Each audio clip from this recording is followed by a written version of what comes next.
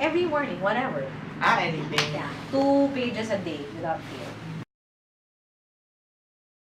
Kasi parang I think what students do is what they write is their finished product versus you write all the time.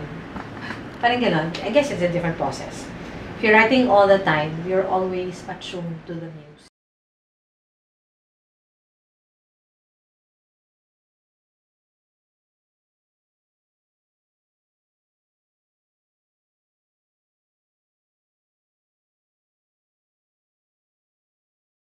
I sit down, and my husband knows that. If I'm not sitting down, I have nothing. But when I sit down, it's complete. Parang na-form na siya. And I think that actually, I got into this style because of Bukas Palad as a singer.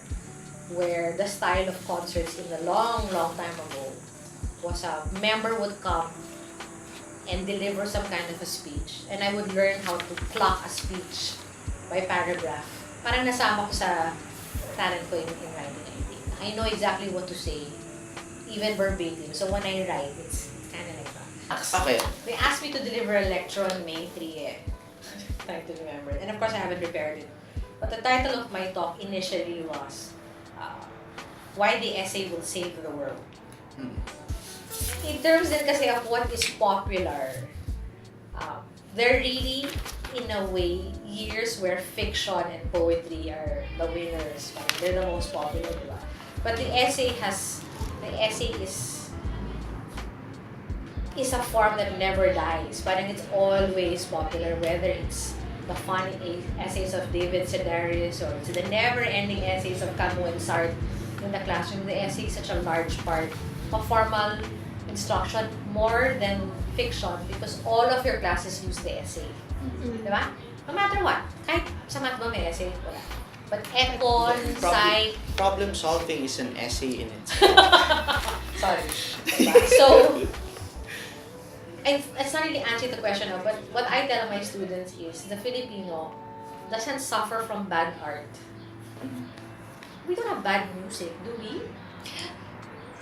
But sometimes, pero parang in general, we're very lucky in art.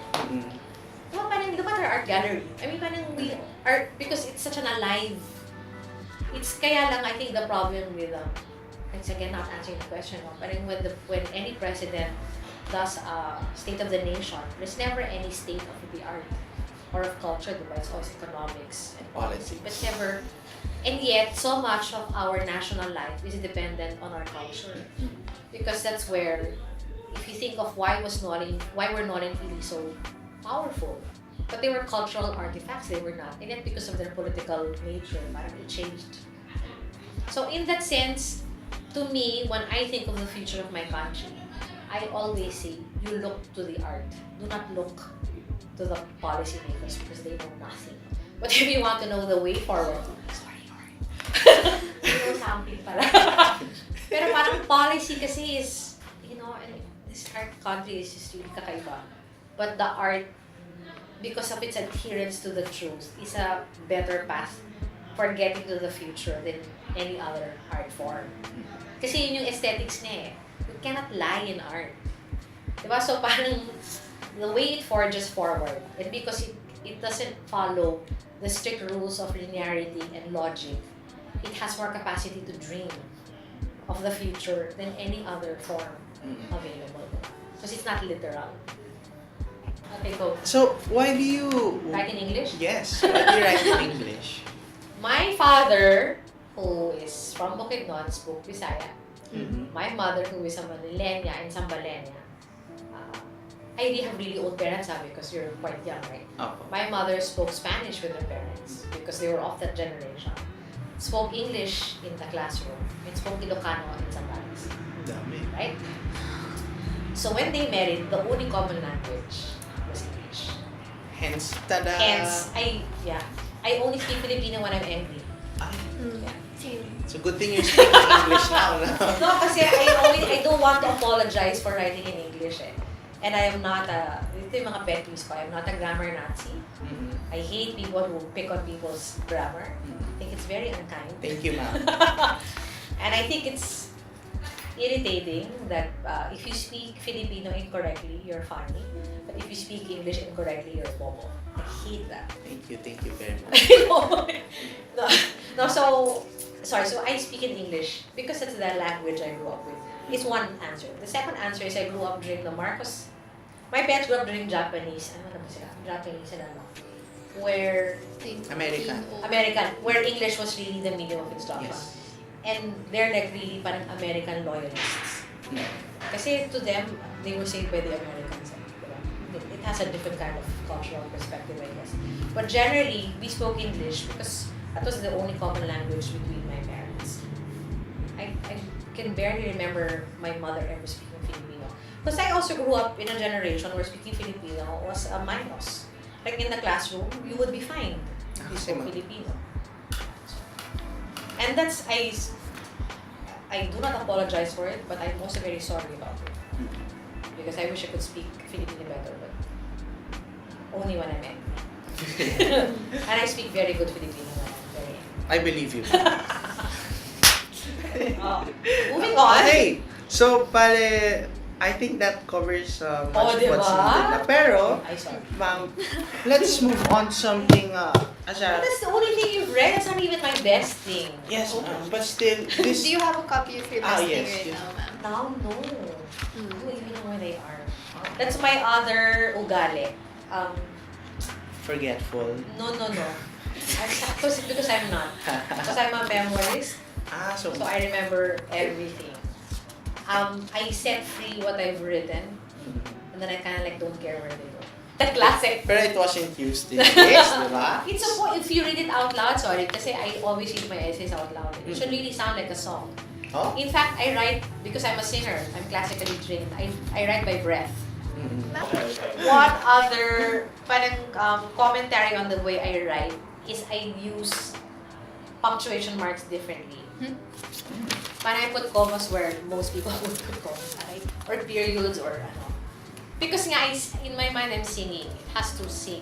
Because that's, I was a singer like what? In fact, I can tell where you know me by what you know of me. So if you knew me as a singer, that's like from 10 years old to 25. If you knew me as a writer, that's, as a professor, that's from 23 to 45. If you know me as a writer, that's 36. But parang you can chart my friendships that way. All time. Kasi why do you cut it? Anyway, and it's very short. Kasi the rule of the newspaper is 1,000 to 1,500 words.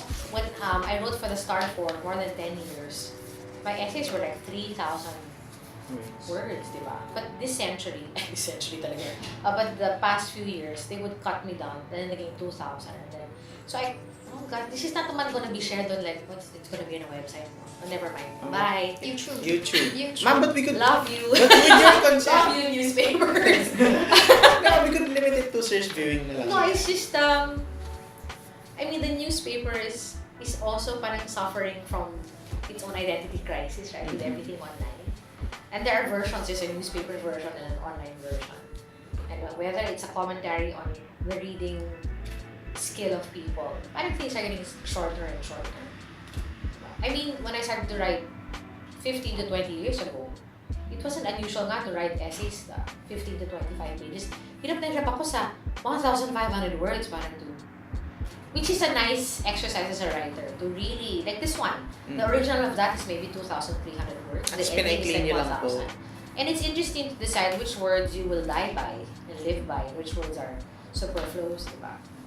Alright. I don't write because I wanna Give a message. Kasi more often than not, you write, you don't even know what it is that you're going to say. It's just our interpretations. In a way. Sam, help.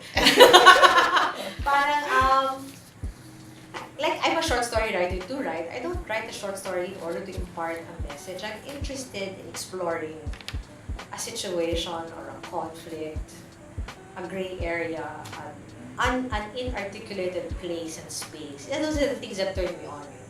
What does it really look like from inside? What is the message? Sometimes the message is, this is the way it looks like inside. And sometimes you don't know what it looks like because nobody bothered to write what it looks like inside. So sometimes that's all I want to do is I want to inhabit a place or inhabit a space.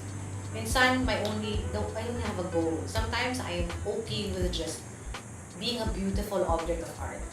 Yung wala siyang point, pero Art in itself. parang okay din ako sa Yun ganyan eh. na mga, did you learn anything? I don't really. Care. I say it. I said it. I have no control over my reader. Mm-mm. Like, if you didn't get a message, therefore I failed. No. Diba? So, I can only control my own aesthetic sensibility of whether I feel it is a finished work or not. Whether it is worthy of being brought to a bigger audience or not. I have there was an essay I've been working on called The Prodigal Daughter, and its premise is the prodigal son, which is a celebrated story. And I imagine if the brothers had a sister. Rather two brothers.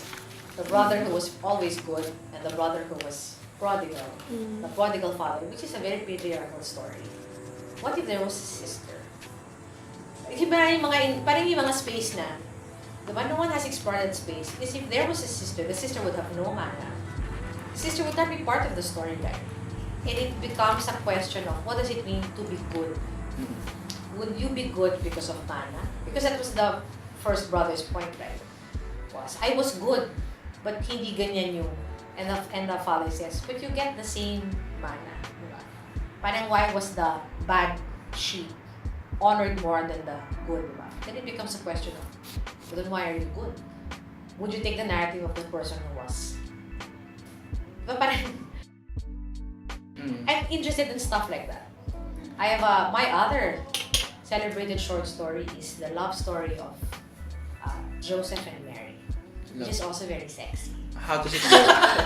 Yun yung mga hanapin ninyo, yun yung mga sexy stuff. Sorry, talagang, Oh, wow. yeah. It's in the best, it's in the best something, best anthology. And the, you're all grown up naman, di ba, mamaya? Of course. You're gonna put me on Twitter, I'm gonna kill all of you. I did not say that. We're just gonna Opinions put you and on Twitter, YouTube. my God, Lord. YouTube. Ano?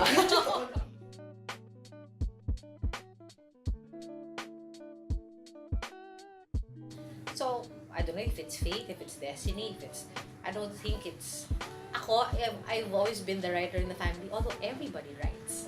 Everybody writes at a level that is extraordinary, diba? But I'm the one who has chosen. So maybe it's also not a matter of being chosen, but also choosing the medium.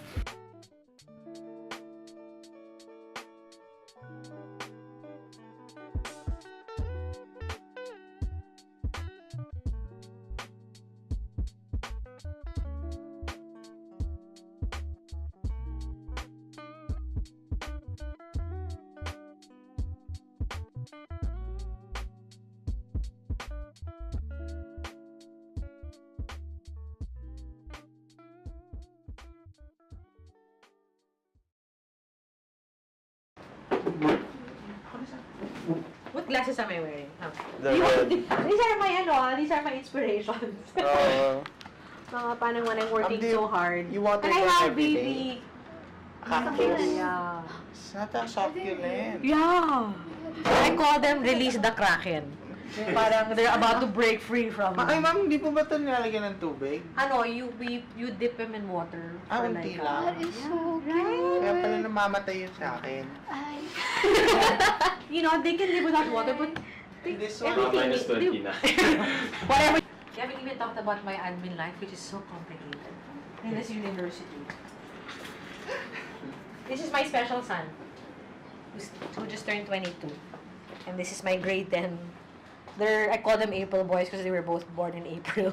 Happy So birthday. yesterday, he's April 14.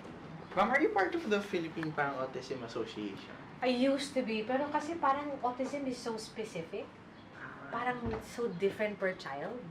Napapagod lang ako. Baka naman you might know my tita po. Kasi I also have an autistic cousin. Oh, really? Yeah, Vico Cham. No, parang I left that early. Long ago. Yeah. Wow. Anyway, malay mo. Parang, no, kasi, yeah. Kasi it's tiring enough to take care of them. So, parang I don't have. Ayun na! Ayun! I love it! I'm done! Sige. Did that answer the question? Of course not. Ma'am, question lang. A follow-up question.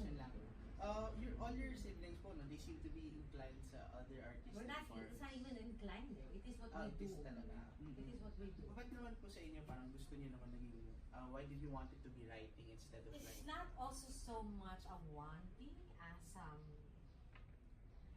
I mean, Mozart didn't wake up thinking I should have been a writer instead. Just felt it.